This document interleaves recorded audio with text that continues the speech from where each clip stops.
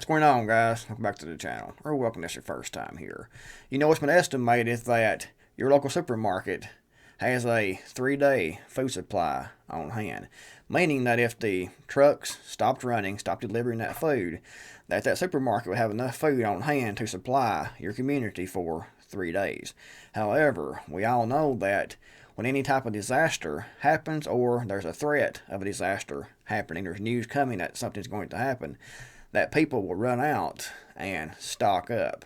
It's human nature to do that because you're trying to stay alive, of course, and trying to avoid those hardships of having to do without. So people will run out and stock up. So that 3-day food supply, in my opinion, will be gone in a couple of hours, 4 or 5 hours at the most, and those store shelves will be completely barren and empty. However, there's a difference in a food shortage, whereas that the shelves are sort of empty, where there's more food coming in a few days, and actual all-out famine. There's a huge difference between the two, even though they do have some resemblance. Now, what would an all-out famine look like? First of all, an all-out famine isn't going to happen overnight. You aren't going to wake up in the morning and be in a famine type situation. It takes time. And I think that we're seeing that right now, that it's taking time, that it is happening. However, it's happening slowly.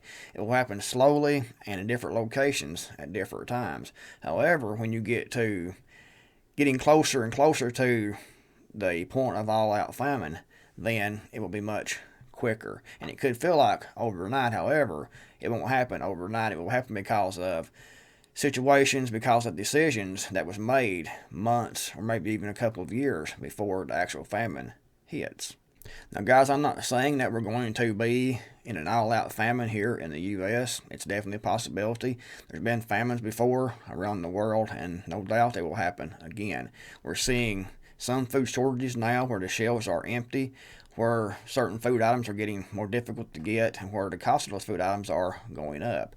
However, are we going to go in an all-out famine, starvation? I don't know. It's a possibility, but it's a good exercise to think about that and to think about what that would actually look like.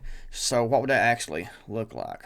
In my opinion, the cities, the urban areas would fall apart first. It would go into complete chaos very, very quickly if that food wasn't available. Those folks trapped in those urban areas will, of course, start robbing each other. They will be looting already. The looting will start in a couple of hours of the food running out, and it will be complete chaos. And over time, those people who are trapped in the urban areas will begin hunting and eating rats, any game that's left, like in the parks. There's deer in certain parks, there's squirrel, there's rabbits that can be harvested. However, they run out very, very quickly. And I see those same people trying to trap the ones that's still alive and still in those urban areas. They will be trying to trap cats, dogs to eat, anything they can possibly get a hold of to fill that void in their stomach. And they might even go into cannibalism within 2 or 3 weeks of a situation where they have no food at all to eat, because people will do what they have to do to stay alive. Now, a lot of those people in those urban areas will move out towards the suburbs because they realize that to stay in the city, it is a death sentence. However, I don't see everyone moving out of those urban areas. Most people will stay where they are most familiar. However, when they start starving, I think we'll see quite a bit of those people move out into those suburbs to try to take what food is available, what they imagine is available. However, those suburbs are going to be just as bad as the urban areas as far as having no food to eat, because we're talking about a massive nationwide, or actually it could be a worldwide type famine. And now, like I said, I'm not saying this is going to happen. It's not going to be this bad. It could be. I don't know. However, this is just a thought exercise. So they will move out in those suburban areas, they will rob, loot, and people in the suburban areas will be robbing and looting each other. It's going to be a major mess. Those same people out in those areas will also, in my opinion, when the robbing, the looting doesn't work to supply their needs, they will start to eat their cats, their dogs, anything they can find to stay alive. Tree bark, anything they can get a hold of to eat, they will try to take that, eat that, kill that, because they're starving. Humans will do anything that they have to do to stay alive. Now, out in the country, out in the rural areas like I am right here, some of those people will come from the urban areas, they will come from those suburban areas on out into these rural areas because they know that the people in these rural areas have farms. People in these rural areas have animals. They have chickens, they have cattle, they have goats, they have pigs, and these people in these urban areas and suburban areas know this. So some of those people will, no doubt, come into these rural areas. However, the rural areas, like I'm in here, will have their own problems because, sadly, most people in these rural areas have lost their self-sufficiency skills. Most of the people, even out here where I am, are not prepared. Most people do not raise a garden. Most people do not have any food storage.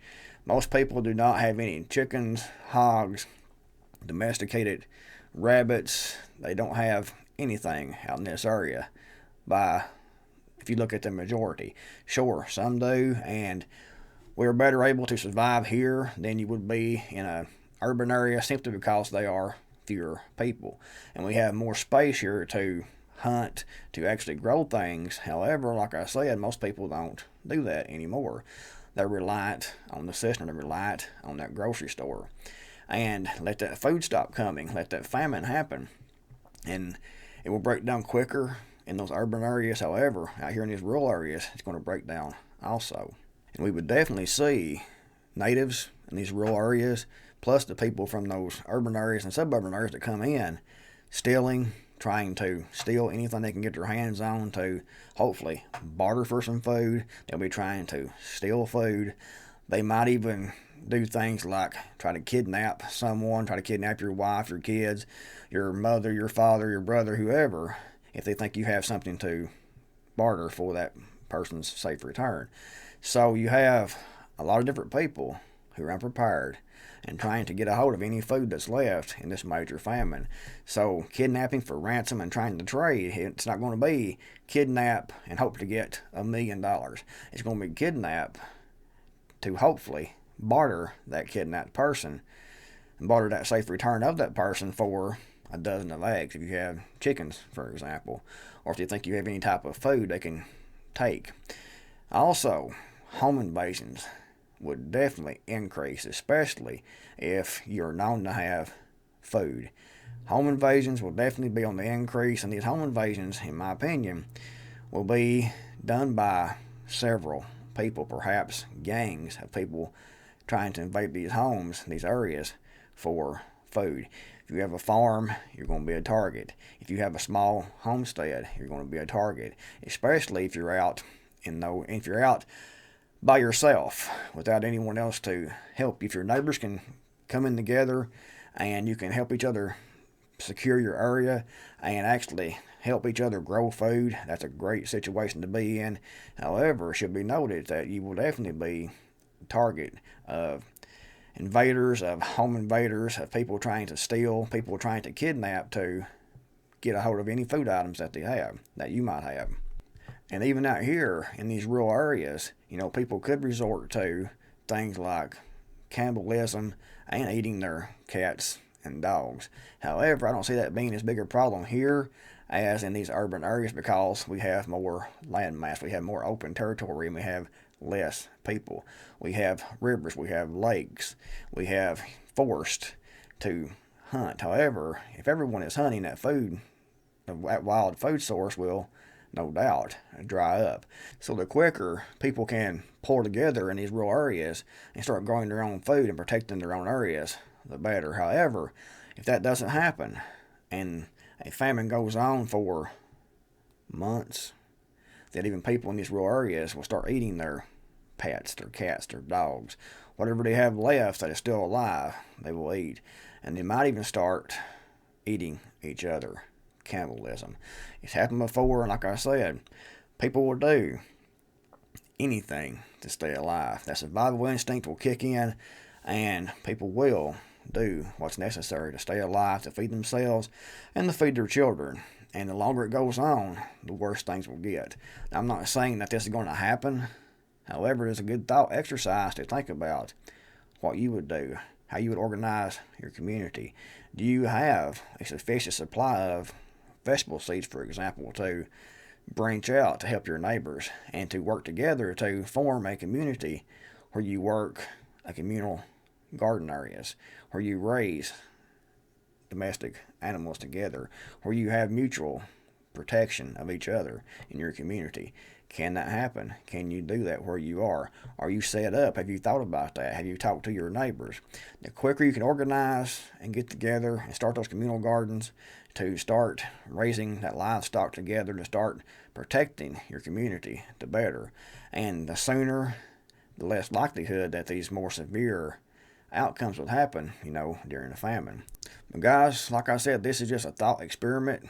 It could happen. It may not happen, but it still could happen. And it's good to think about the worst possible type scenario and to figure out what you would do, how your community would react, how the people would come from other areas. And I don't see a huge golden horde. However, I do see people filtering in and out of those urban and suburban areas into these rural areas looking for food.